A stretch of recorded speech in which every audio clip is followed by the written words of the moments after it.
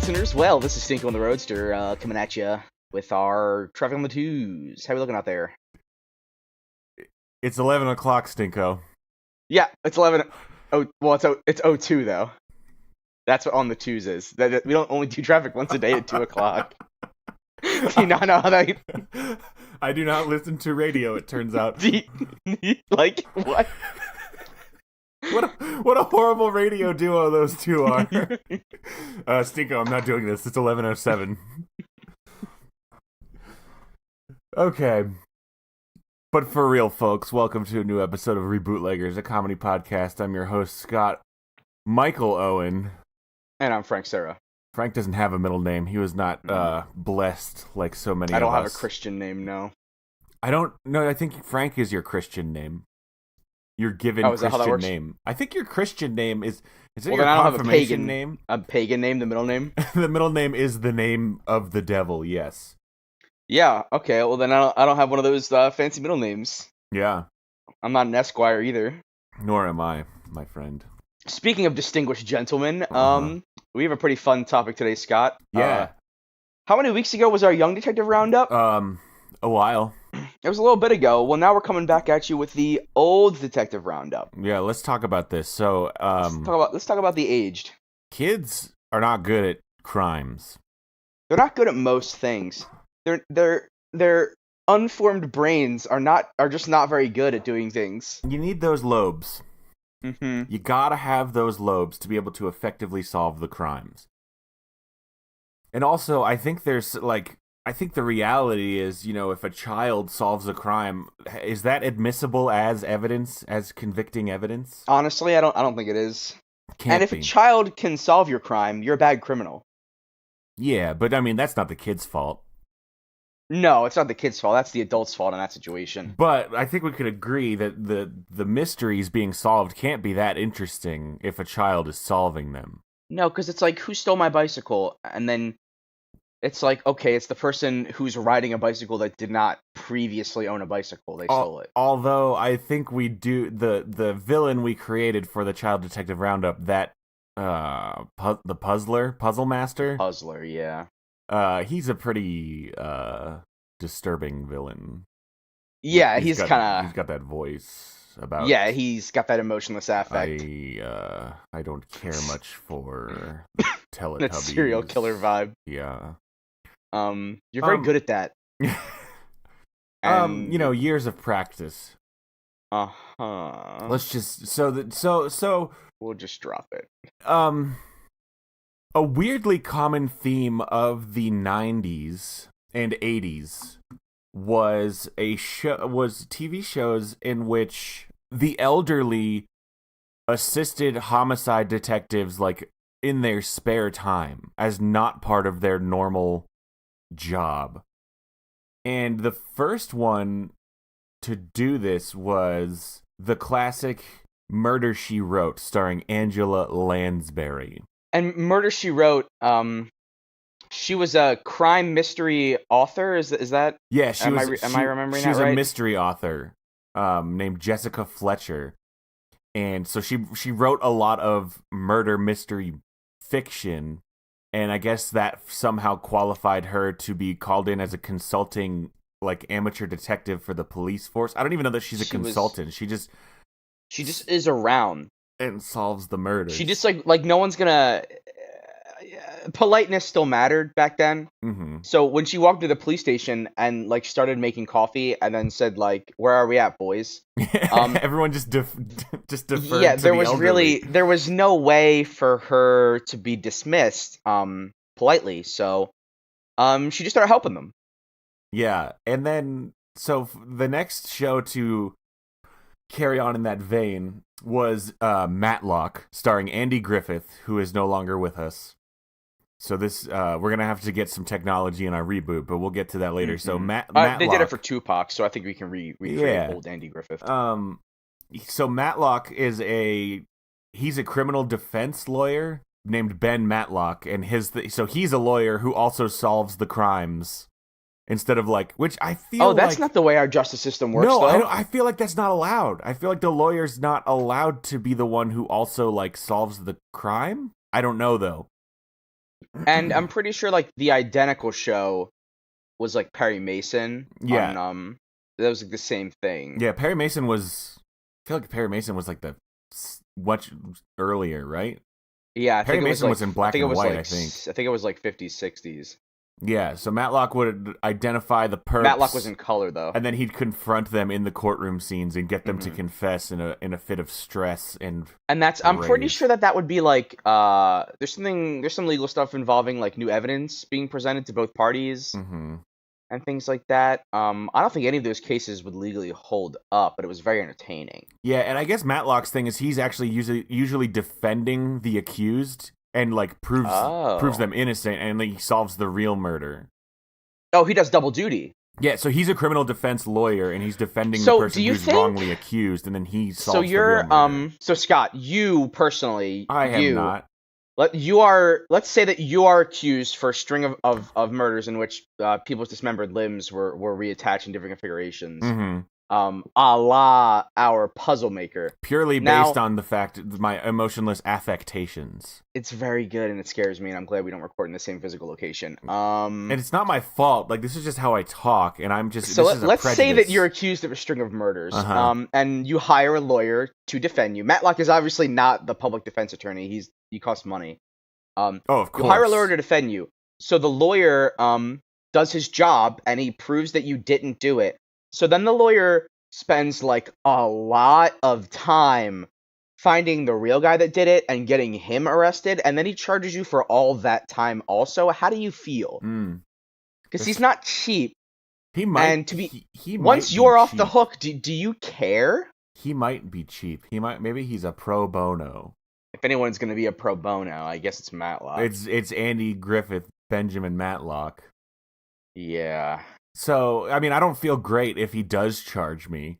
So let's talk about. There's a third show that carries on in this trend before we really get into the reboot, and that is my favorite of the three, Diagnosis Murder, which stars Dick Van Dyke as a medical doctor who solves crimes with the help of his son, Steve. His son's in the show's name is Steve, but it's Dick Van Dyke's real son, Barry Van Dyke, and he plays Steve, the homicide detective, and they solve crimes together, even though Dick Van Dyke, aka Mark Sloan, Dr. Mark Sloan, is just That's a good name. it's a good name. He's a doctor, and so I guess a few times they like call him in, on consulting stuff for like how did this guy die or something. But he's not like he's not like a coroner or like a He's just a doctor. yeah. And so I guess his son just comes to him like, hey, I don't even know how this guy died, and then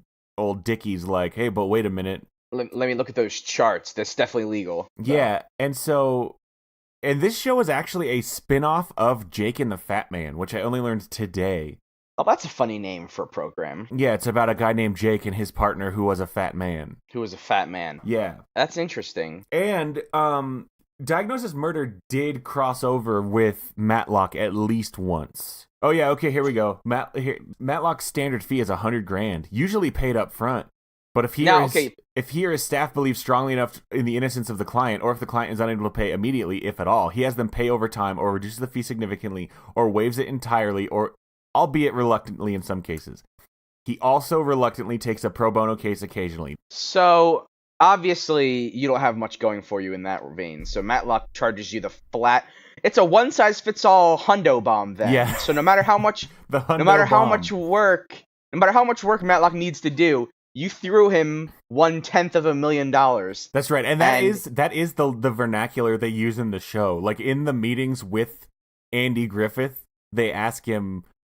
He says, well, "Of course, my standard rate is a hefty hundo bomb," and it is quite impressive that makes it out of Andy Griffith's mouth with a straight face, and it's just a wonderful thing to hear. So then the client drops the hundo bomb on Matlock, and he just goes.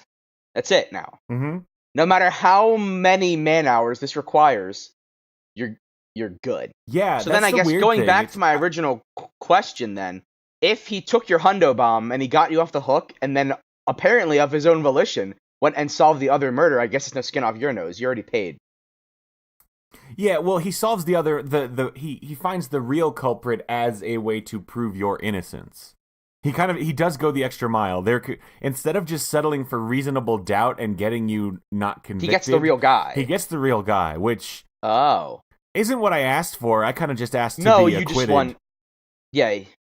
And I'm wondering. You just need one more jury member to say no than to say yes. Right, and I'm wondering why this is taking so long, job. Ben. But so I feel we did the child detective roundup.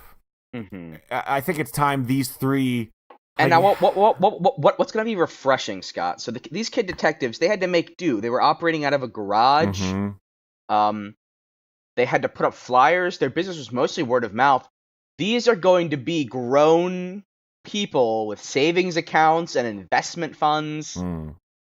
These people are going to have resources. They're going to be allowed to drive, Scott. If they need to go. Wait, were our teen detectives not allowed to drive? They were teens. Some teens can drive.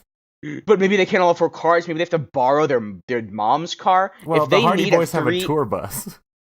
Look, we didn't really cover that. We did. They're a rap duo. They have a tour bus. Oh, they're a rap duo with a tour bus. We don't need shenanigans to get these adults up and running. Do you even listen to the show? Do you even listen to our show? I think we can talk about this after. Fine. But that is true. So maybe the three of them, Angela Lansbury, a.k.a. Jessica. Let's go through the names again. Her name is Jessica Fletcher. Jessica Fletcher. Dr. Mark Sloan. You don't have to say the whole thing, though. It's just Jessica. Jessica, Dr. Mark Sloan, and Benjamin Matlock. Mm-hmm. Jessica, Mark, and Benny M. So these are the brain trust, right? These are the triumvirate. Mm-hmm. We have a doctor, we have a lawyer, we have a crime expert. They're all retired. Yeah, I thought they were all already retired at the point of the show. No. At the point of the show, they are all actively working. All right, so they all live in the same crime solvers retirement home. Well, I don't think I got to be in a home. They're all very rich because one's a doctor, one's a New York Times. So they all live in the same gated neighborhood in southern Florida. Okay, I was just northern Florida. Florida. Yeah. Okay, so they are all retired from both their day jobs and their. They're crime out of the business. Solving. They've washed their hands. But then a puzzling murder happens in the gated community. Okay, was your word choice intentional? It sure was. Because I like it. Because the young detectives could never actually nail him down. You see where I'm going with this. I love it. So then it's time for the greatest generation to step up again. That's right. One more time. The sextagenarians. I guess at this point they're probably Octo, yeah. You think they're Octo? All right.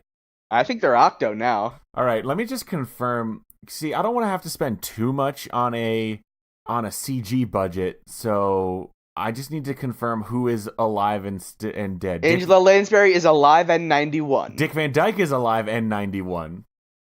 This is locking up. So we only need fake Matlock. Matlock died at age 86. All right. So so we could even we can do that like Avengers 2 Robert Downey Jr. smoothing on them and make them go from 90 to 80. Yeah. Do we get Ron Howard to play Matlock's son? Is he Matlock's son in the Matlock show? He was Andy Griffith's son in the Andy Griffith show. His name was Opie. He was a young boy of 8. Okay. That would be a fun reference for the Andy Griffith fans. I feel like he can... Yeah. So Matlock can complain that his son Opie never calls him. His son... It can't be Opie. It's got to be like Oopie. It's got to just... Otherwise, they're not going to get the reference. His son Dopey. It's got to... His dopey son. His Opie. He like stutters on it. He stutters on it. Opie son. And so we'll get a Ron Howard cameo on the other end of the phone, but that really... This is about the competent, aged people. Mm-hmm. Okay, so Benny, Jessica, and Mark, and the Doc. They are and Marky Mark. And he's not old enough to be Marky Mark. Oh, Marky Mark is not. Marky Mark is not old enough. No, but now I do want him to make an appearance, but he doesn't have to. I really want him to. I think we all do, but I mean, we'll see what happens. So they're all retired. A puzzling murder occurs in their retirement home in... I think northern Florida's fine. It's got to be warm enough. their skin has to be warm enough to be active. Well, so Dr. Mark Sloan, I know, lived in L.A., I think. It's so fast-paced, though, and they're so old. Yeah, that's true. They've all retired to Florida. That's fine. So then a very puzzling murder occurs. Mm-hmm. And they've obviously... So they've nothing... You know, they don't really have a ton to do all day. Mm-hmm. They're all used to this high-stakes, crime-focused lifestyle, right? Mm-hmm. And they're all bored. They're all so bored now. Yeah. So they watch the news and they read the papers. They're aware of the recent string of murders across the United States Mm-hmm. by the puzzle maker, Mm-hmm. and they've been reading about the exploits of the young hotshot detectives that have been on his trail while performing rap concerts. Yeah, those to just refresh everyone's memory. Those kid detectives are Encyclopedia Brown, his buddy Fangs, Nancy Drew, and those Hardy boys. Hardy boys. Frank and Scott Hardy. Yeah. Who everybody loves and are very good at most things. Everybody loves them, and they have friends. They have a lot of friends, and they are very attractive. Mm-hmm. So they hear the exploits of these child detectives, and they are like, it's a young man's game. Yeah, and then Mark seems like the one who would do this. He goes, more like the Hardly boys. No. That's and a then, South Park joke. Yeah, we have that good back and forth. Mm-hmm. That's Mark's the Zingo man. Yeah, Mark's the guy. And he says, boom, diagnosis, you got murdered. You got murdered. That was actually his catchphrase in the original show, and we'll keep it around. Oh, yeah? Okay. No, it wasn't, but... It is now, though. Yeah. Because you said it. Mm-hmm. Okay, so I like the idea of these core three, but I think over time we can maybe fold in one or two sidekicks like Fangs. Oh yeah, and also Scott Baio, because he was a sidekick in Diagnosis Murder. These people have to be. This is old Detective Roundup, not prime adult Detective Roundup. I'm just saying, we could get Barry Van Dyke. I was just thinking we have Magnum PI show up. That's what I'm getting at. Oh, dope! Because Tom Selleck's, you know. He looks great, but you know. Yeah. Ooh. I mean, he's 70 now. We're bringing Magnum. Yeah, we're getting Magnum involved, and he has his Magnum that he always has, like in the show. Well, that's what they call him, Magnum. Oh, that's what he calls his gun. Yeah, well, his gun is a Magnum 44, right? Mm. And that's why he's always waving it around. That's what people call him Magnum, because he always has it. And his name is Magnum. His name is literally Magnum. Yeah, but that's why he has a Magnum, and he is a Magnum. And that's what they call his penis. Well, I wasn't going to go there, but I mean, I'm glad that, you know. Somebody had to. Yeah. So, puzzling murder. He's later. So do you think Magnum is already hot on the trail, and he's the one, like, this murder happens, and he shows up, and he's like, I've been investigating. Maybe he's the PI. So he is a PI, right? He is a PI. So are we going television PI or real world PI? Because real world PIs basically only investigate cheating spouses and other things. Yeah, this is obviously going to be a television PI. It's going to have to be. Okay. No. We are going to do a real world PI, but you want to know why? Because Magnum is retired from driving all crazy all over town, and now he's changed from doing TV PI work to real world PI work, where he just gets to sit in his car with a bag of donuts and watch old ladies cheat on people. Man, bag of donuts. And old men cheat on people. Yeah, old individuals. Okay. Old individuals. But he, like the other three, Scott, he's so bored. How about this, Frank? How about this? He's hired to see if the victim is cheating, right? So he is staking out the victim's house before they are a victim, obviously. That victim gets killed. He's found at the scene of the crime and falsely accused of this puzzling murder. Okay.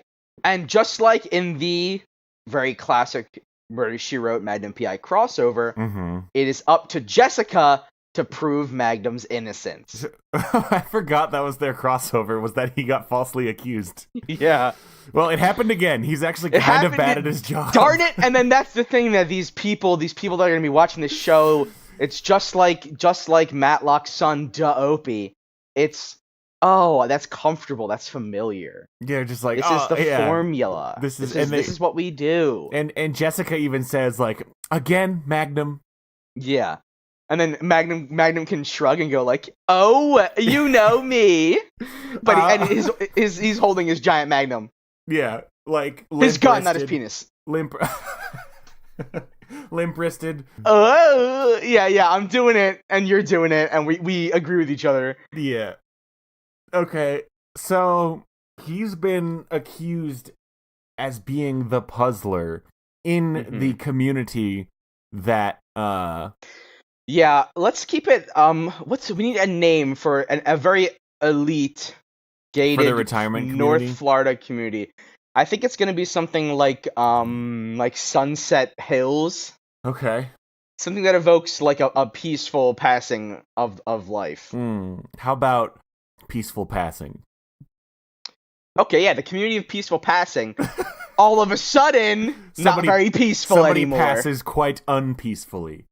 Boom! That's the tagline. Yeah. So the episode starts. This is the premiere, the series premiere. It starts like as an episode of Magnum PI. Yeah. He's staking with like the theme song, like the dun dun dun. Well, maybe not the theme song. We do a cold open. Okay, yeah, we'll do that. And he and you don't know. So Magnum PI, as you remember, he was he lives in Hawaii, right? So the sun is shining. He's got a Hawaiian shirt on. You don't know yet that he's not in Hawaii. Yeah, and so there's some a little bit of expo speak where he says something so that we are aware that he's now doing like divorce investigations, adulterous investigations. Oh, I got it. He's on a modern cell phone. That's how you know it's the 2010s, right? Yes. And because he's not on an iPhone. He's on like a 2002 Razor, even though it is 2017. And he says like, "Yes, sir. Don't you worry. I'll find out if your wife's cheating on you." And then he flips the phone down and he like looks at the pile of newspapers in his driver's seat, in his passenger seat. And he says like, I never should have. He's got to be gruffer. Hold on. He's like, I never should have retired from the good life. That's pretty good. I'm so bored. He pulls out some binoculars and he goes, I thought this would be cool, but it's only old people cheating and it's gross. That's pretty good. And he says just like, he can just say it. Like, he's just like, I'm so bored with this. I'm so bored with this new life. I wish I could do a sound, a Tom Selleck impression, but I can't. I can't. I just gave up and went Billy Goat. Hello, man. I wish I could get a. That's just growly puzzle maker. Hello. Okay, so Magnum is very bored with his new life of catching unattractive people cheating. Yeah, so he's like on a stakeout in there eating his bag of delicious donuts. And it looks so good. And then he falls asleep, which is out of character for him. Like any self-respecting Magnum fan will realize like he never sleeps. Something's weird about that. And when he wakes up, he is he's sitting on a lazy boy inside the house he was staking out. And at his feet are body parts, and in his hand is a jigsaw. And at the moment he wakes up because there is a loud pounding on the door, and then the door is broken down. The cops rush in, and then they're like, "We finally got you, dirtbag. We finally got you, puzzle maker. We've been tracking you all over the United States. The young detectives couldn't quite pin you down. We gave it a kind of the series so far kind of update." Yeah, is this a crossover? Are the young detectives going to show up in this episode? I feel like they got No. This is a pure in-universe like sequel. Oh, crossover comes later. Okay. Mm-hmm. Yeah. So he points his gun at Magnum and he says, "We finally caught you, puzzle maker. The young detectives group couldn't catch you. They've been chasing you all over the United States. But now we've got you here in northern Florida, the community of peaceful passing." And then Angela Lansbury rushes in because she's the neighbor who called the police worried about her neighbor. Yeah. And she goes, "Magnum, why are you here?" I wish I could do Angela Lansbury. And voice. Magnum goes, Jessica. Jessica. Jessica. It's got to be deep, but not like Jessica. Oh, Jessica. Magnum, what are you doing here? Magnum. Jessica, why? Magnum, what are you doing here? Jessica. No. Magnum. Hold on. Magnum. Hold on. Jessica. I'll be Magnum. You be Jessica. Jessica. Magnum. Oh my Magnum. And then the cop says, "Ma'am, I'm gonna need you to stay. Ma'am, I'm gonna need you to stay outside, ma'am. Magnum, it looks like you got yourself into another one. Ma'am, I swear, please, we need you outside the perimeter, ma'am. I don't know. I'm not sure how you got in here. Do you know who I am? Oh, excuse me, ma'am. He pulls his gun and like tips his hat because this is the South. I'm sorry, ma'am. Now, I'm gonna need to ask you. Just please step outside while I deal with the situation. Is that how people talk in Florida? Jessica is not phased by the body parts, by the way. Mm-hmm. She's like, oh, she's used goodness, to it. Another one. She goes, "Ma'am, are you familiar with the work of the puzzle maker?" I follow the news. And then Magnum says something like, "Jessica, I need your help. This is my client I was hired to protect." And then she says, "Looks like I'm gonna have to call in my friends." And then the police officer's like, "Ma'am, is this man your friend?" And now she's turned into the old man pervert from Family Guy. I'm gonna have to dial that back. None of us have been exactly stellar. And then the police officer says, "Ma'am, do you know this man?" And she says, she gives him a dismissive finger as she pulls out her phone and dials a number, and then split screen. Matlock and Mark. First Matlock answers. Matlock answers. He's like, "Oh, Jessica." And she says, "Ben, I need you to get over here. Magnum's done it again." And then he says, "All right." And she says, "Hang on, I'm going to call Mark." And then another split screen, so we've got like a 3-column, and Dick Van Dyke answers. Jessica is the only one that knows how to use any technology from after the year 2000, by the way. Yeah. And they're both, and she's like, "Boys, it's time we come out of retirement here at Peaceful Passing in northern Florida where we all live." Can you say the line about the pacing being un... There's been a passing, and it is not peaceful. Okay. So the whole time the cop has his gun on Magnum, and then Jessica finishes her phone call, obviously, and now is able to. And right after she delivers the line, each section of screen, so it's split into 3 sections. Each one zooms in onto the face of the caller. Just smash cuts over and over. Yeah. Okay. So then, so Magnum gets taken away. Yeah. He's kept in lockup, or, he's just put in, like, the drunk tank, basically. Huh? He's put in the drunk tank, basically. They're just gonna hold him until... I think he's put in the drunk tank at first, but then because of the... And the gated community has its own drunk tank. This is all within peaceful It's a private passing. jail. This is a very gated community. Very, very gated. They're basically a sovereign nation. Mm-hmm. And it's not because they actually, like, it's not because anyone tried to cut. It's just because no one wants to come in there. Yeah, and so this is, this is a perfect challenge for the puzzler to get into this high security area. But so because he gets put in the drunk tank, and Angela, Mark, and Benny are able to pull some strings to get him basically placed under house arrest in one of their homes. Yes. So then we don't have to keep cutting back to the jail. Yeah. Just get it over with. We all know he's gonna get out. It's not a good scene. It's not fun. I want to see Magnum in a casual robe, sipping mimosas with an ankle monitor in the Florida sun, just waving his Magnum everywhere. Yeah, they don't. Yeah, they do not take away his gun. They did not take away his gun. Yeah. Well, they did, like, they put it in, like, an evidence bag, but then when he got released, like, he gets his gun back. Released into house arrest, but not regular. He's still, like, technically... Yeah, he's on former military service arrest, where, like, everyone still respects him and gives him what he wants. Mm-hmm. Yeah, okay. So, Magnum is being very chill, just chilling with his Magnum. Mm-hmm. So he's confined to the house, so he has to kind of do, obviously... Only Jessica owns a cell phone, so there's a lot of running back and forth to the house. No. He gets calls. One of them he has.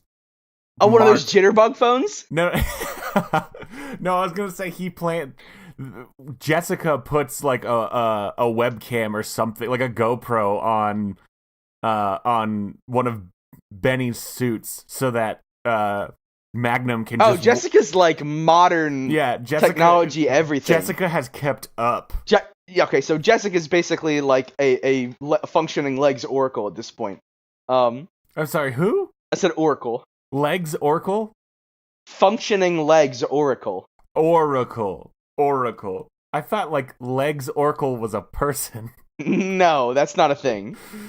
All right, yeah. So she has legs, and she can use them, and she also knows how to use technology. And she monitors the situation. She is always hacking mainframes in this show. Oh, literally constantly. But here's the great part. Everyone's old, right? So hacking the mainframe every single time is just her, because of her like social outgoingness, knowing the name and birthday of their oldest child for the password.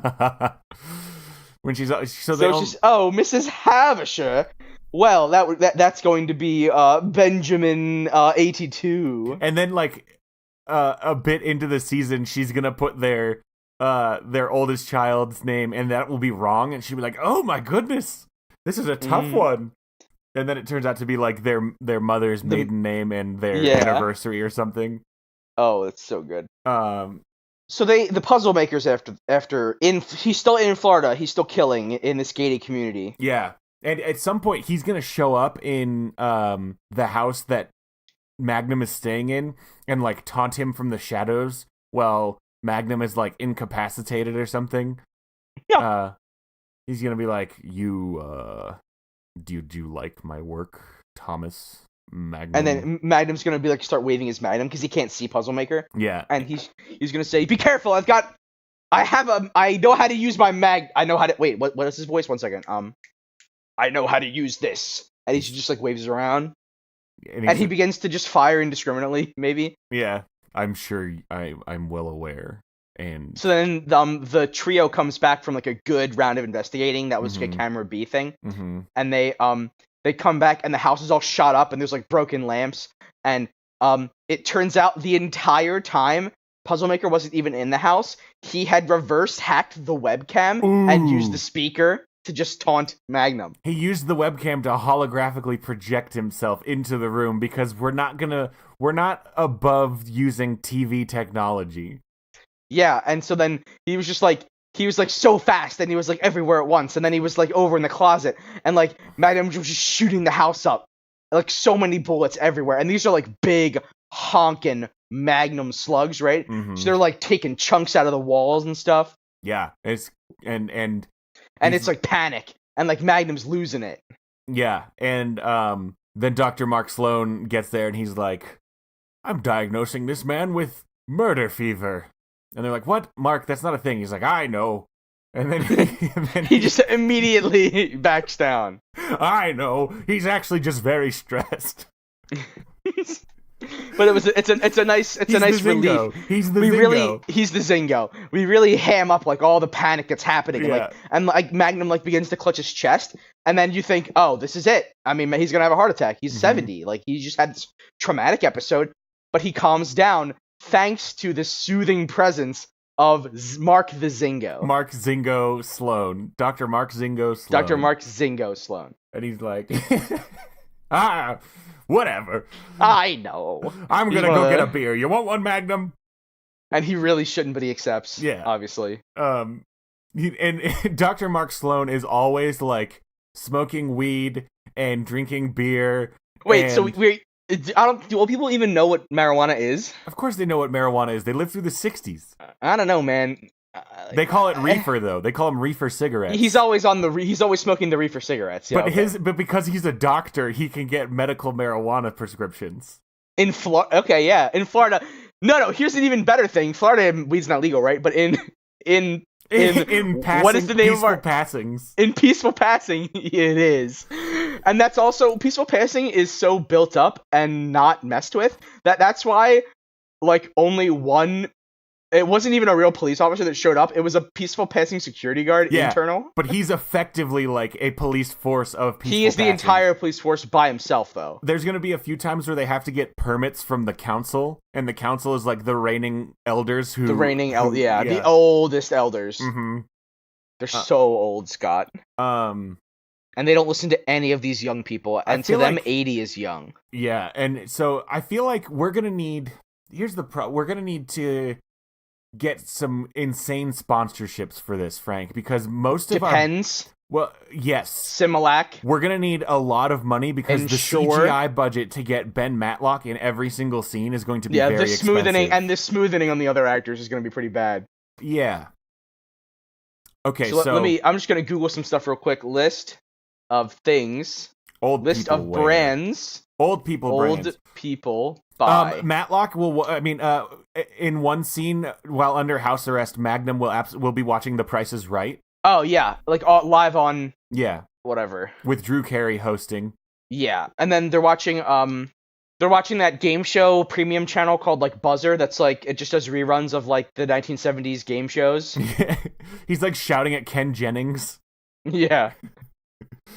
Which isn't even on Buzzer. Doesn't show Jeopardy. He's shouting at Monty Hall. There you go. There we go.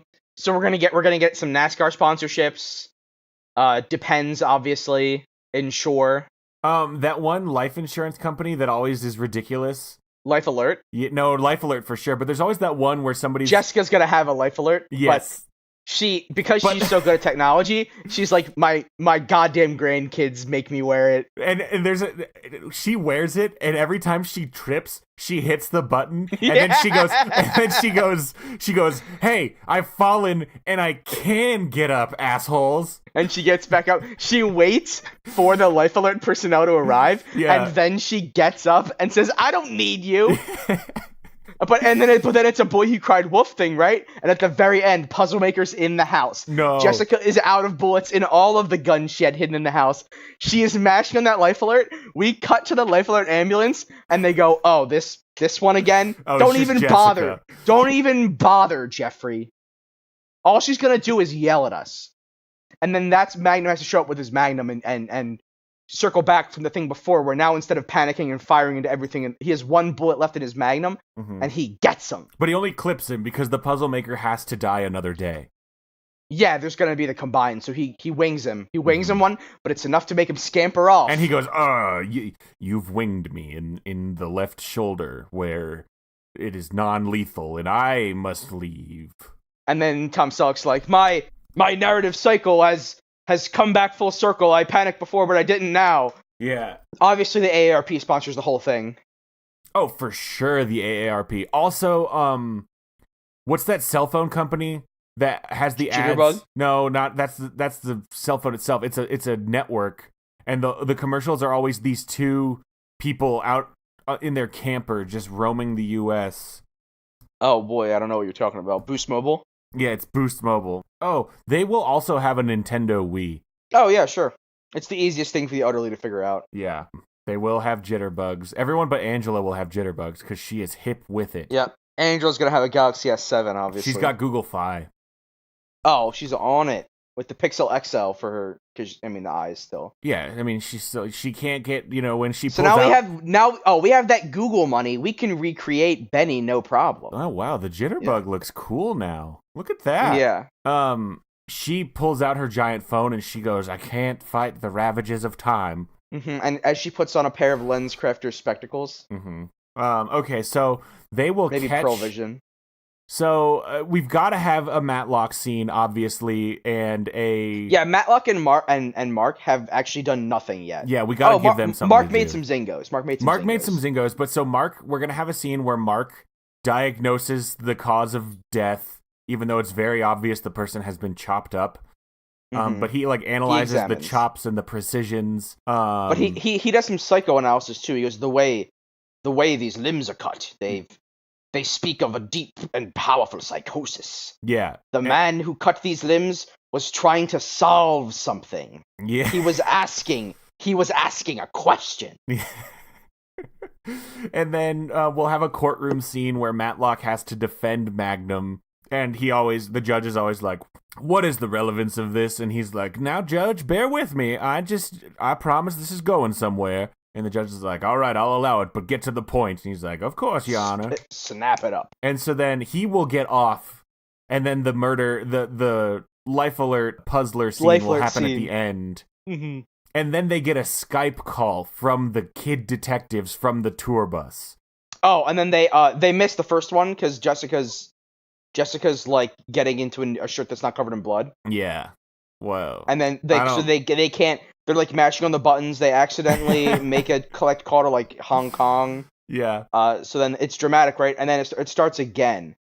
And they go, oh my god, is that Puzzle Maker? Is he going to taunt us again? And then Jessica comes and you do the voice better, but she says like, she answers it, and she's like, oh, we got a Skype call. Oh my god, oh my god, oh my god. Hit me. Oh my god. What do you got? Oh my god. What do you have for me? Scott. Frank, tell me. Her granddaughter is Nancy Drew. Oh! And they're calling Grandma for help, completely unaware of the situation at hand. That's very good. I made a mistake and leaned towards my microphone when I shouted there. Oh my god, this is so good. No, it's gotta be her grandniece because they got different last names. Yeah, I guess she could be her granddaughter, but like she's the maternal granddaughter. Is fine. She's the maternal. That way yeah, okay, that's fine. That's good. And that's where she inherited the crime solving. Mm-hmm. Genetically. Mm-hmm. Genetic crime solving. She goes, Aunt Angela, I hear you've had a run-in with one of ours. She goes, Nancy. And then Matlock says, I'm here too. Mm-hmm. And Dick Van Dyke is like, hey Magnum, you want to get another beer and have a reefer cigarette? And Magnum says like, groovy. You're part of the family. You're part of the family now. And then so the other kids there on the Skype call are like, haha, oh you. And then we like freeze frame pan out. Mm-hmm. I think they have a little bit more of a discussion like that, just to really. And then they pan back in and unfreeze. And then we talk about the puzzler and how we've been chasing him for months, and we've got a tour. Our tour is passing through Peaceful Florida. Passing in a couple months, so we should stop in and compare notes. And Angela says, "Why don't we compare notes right now? We have the internet." And then he goes like, "Well, it's all on paper, so like." And then they go, "Oh, you!" And then we pan out and freeze frame again, and then it ends. Yeah. And then the credits go. And then that's credits. Roll credits. Mm-hmm. So are we good? Did we cover everything? I mean, that's a solid premiere. I can't imagine this show won't get ordered for an entire 3-season series at least. Yeah, and then the crossover movie. Now, where they actually link up. Let's address one potential glaring flaw. Is we at the NBCW pride ourselves on the young tautness, the sculpted of our hotness of our cast. Okay, so why don't we get our guys talking to CBS's guys? Mm-hmm. This airs on CBS, but the crossover is in theaters. And it airs at like 11 a.m. on a weekday. Like Wednesday 11 a.m. like prime. Mm-hmm. Yeah, on CBS. We'll just take 40%. Yeah, that's fine. 40. I feel like we're doing most of the work here. We'll take 40% of 100% and give it back to CBS. Okay. I like that. I like that better. Yeah, and so this will be an ongoing thing. We'll get a lot of good mysteries. The puzzler will show up and we'll cross over with those baby detectives. Oh shit, we should do a baby detective roundup after this. And then maybe they our way back, our Alf detective show was a TV show too, right? Maybe some aliens show up at some point. Oh yeah, they are gonna cross right over with Alf. Oh my god, Scott. We have to have a movie trilogy where every detective group on the NBC-CW comes together and solves like a Legion of Doom crime. Did number 5 solve crimes in Short Circuit? Number 5 solve crimes. I think he just tried to make out with girls in his hunk body. I think it was just a drama, if I recall. It was just a drama, I think, yeah. Okay, that's good, though. Oh, Animorphs. Oh, who are also old. They solve Oh, The Frank. the Oldemorphs team up with Midway the passing. Midway through the series, the old detectives become Morphos. Oh my God! Yes, and then they can fiercely travel the plains as very gray old like lionesses. Yeah, although I guess this is holy shit. If you recall, like this spans the centuries. Well, yeah, and our Animorphs reboot is like a post-apocalypse. There's a big event. They come back in time. Terminator what? style. They have to stop the boom. Okay. I was thinking maybe Peaceful Passing is like the last refuge of civilization in the post-apocalypse. That's true, but then they come back in time to the current Peaceful Passing. Perfect. So we do an Animorphs episode later down the road where they discover, like, they come across Peaceful Passings, and it's like this big reveal where we show the sign, and everyone's like, what? And then they come back in time. And they're like, oh, our jump was chrono right. Chrono correct. Yeah, you don't want to be chrono wrong. You do not. Oh, and of course the YouTubers. Oh man, I forgot about that. We have a lot of crime shows. We do. Maybe we should not do a crime show next week. Yeah, maybe next week won't be a crime show. I'm very excited about the giant. This is a very good.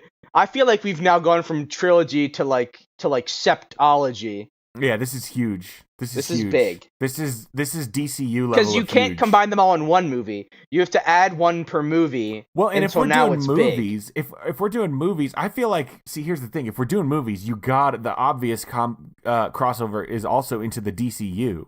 Oh, okay, yeah. So we get So that's the DCU takes a break from their one movie a year kind of rotation, and we do like a winter release type thing where they all show up. Here's what I'm thinking. It's mostly crossover TV episodes for these series, and then at just some back point, and forth hour-long specials. Right, and then at some point we will cross over into the DCU. Yeah. And it'll be good. Oh, we will. Oh God, this is gonna be such a good setup. We gotta hire more writers, I think. I don't know. I think you and I can take it. We're doing pretty good so far. Yeah, we are. Not to toot our own horn. Toot, but toot. That's right. All right. Well, I mean, let's wrap this up before we take it too far, as if that's a thing. So let's go ahead and cut it, print it, ship it. We'll ship it. We'll put it in a pizza pouch. Put it in that pizza pouch. Pizza pouch. Everybody, thank you so much for listening. As always, we really appreciate if you would give us a rating on iTunes. Subscribe there also. Tell your friends, tweet about it, tweet at us at Rebootleggers. Send us suggestions for reboots. We already did one fan suggestion a while ago. That was fun. We'd love to get another one. Hey Ned, how you doing? What's up, Ned? Well, until next time, I'm Scott Owen. And I'm Frank Serra. Frank, what's our password this week? Our password this week is my lumbago. What even is the